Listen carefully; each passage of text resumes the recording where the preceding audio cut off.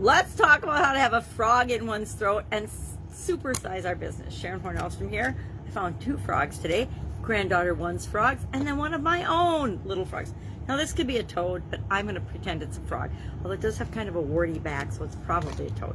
This is definitely a little frog that my youngest granddaughter got for Christmas. I love borrowing my granddaughter's toys to start off my videos because it's fun, right? So much boring business talk all the time. It's fun to find ways to bring fun into the business. So, to have a frog in your throat, what the heck does that mean? And still supersize your business? Well, I have a frog in my throat pretty much every day. I think I was born with a frog in my throat.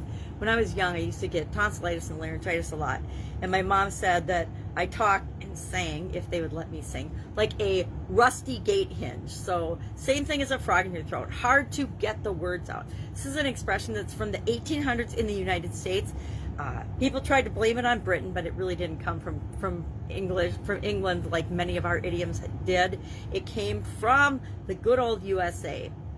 And it meant that somebody was either so afflicted or so sick or had something going on in their throat that they were croaking like a frog. It can also mean that you're all choked up about something. You're super emotional about an event or something that happens, and usually that's leading to tears, but we're choked up and upset about something to the point where we can't speak.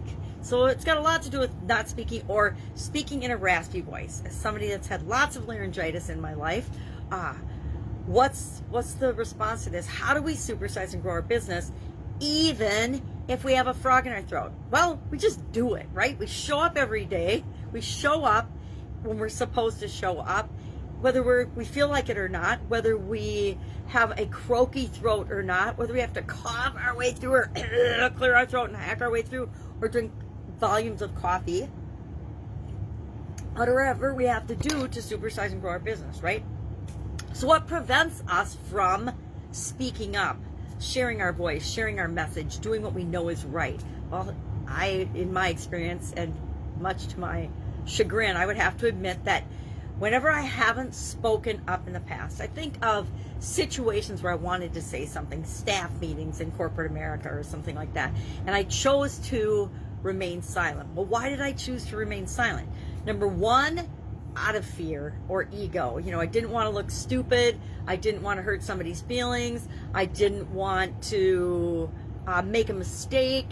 I didn't want to lose something, lose my ego or respect in other people's eyes. I didn't want to be embarrassed a lot of the time. I didn't want to be wrong. I mean, the younger we are, the less we like to be wrong. And the older we get, the more we realize, heck, we're all wrong sometime. So sometimes we're right, sometimes we're wrong. Sometimes we're happy, sometimes we're sad. Sometimes we're always, something different. So fear is the thing that prevents us most often from not speaking up. Why don't we stand up for the causes and the things that we believe is right, especially in our business? Number one, sometimes it's also none of our business, right? Sometimes it's not for us to comment on. I think of certain things in my businesses over the decades, and there's certain things that just don't matter in business, right? People's sexual orientation. It's got nothing to do with any of the businesses I've ever been involved in. So why would it ever be a topic or a consideration? It's not. Things like that. But sometimes it's none of our business. Sometimes we're afraid to talk about it, etc. And sometimes it's just not appropriate or it's not necessary. I say keep the things that are necessary for your business, the things that you stand up for, up front and center in your business. But the things that don't matter, just choose not to participate in them. I choose not to participate in politics 99% of the time. 1% of the time I get sucked in just like everybody else.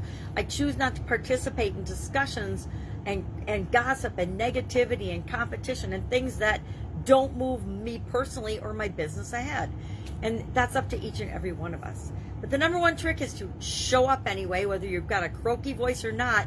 Make sure that you're present, engaged, taking action, standing up and croaking as loud as you can for the people that you're here to support and serve them to the best of your ability, whether you're croaky or not. The cool thing about business and success is that it doesn't matter what you look like or you sound like, you can be successful and achieve anything that you want. So go for it and serve the people that you're here to serve. Love to know your expression or your experience with this particular idiom. Have you ever had a frog in your throat? where you couldn't speak. I remember having to do presentations in front of hundreds of people in corporate America and having like laryngitis, and how I had to still croak my way through those. It was a quality function, quality presentations for the entire organization. And you gargle with hot water and hot salt water, and you do the best you can, but sometimes the most important thing is to show up and be there for people and support them in the way they need it. That's already in for today. Have an awesome day. I will be with you tomorrow with another physical related idiom. And I will say these are a challenge to fit to our business, but it's fun. So I'll keep doing it. I've got another 10 or so to finish off the month. All right, have an awesome day. And I'll of course be with you tomorrow. Maybe with the frog in my throat, maybe not. Have a great day.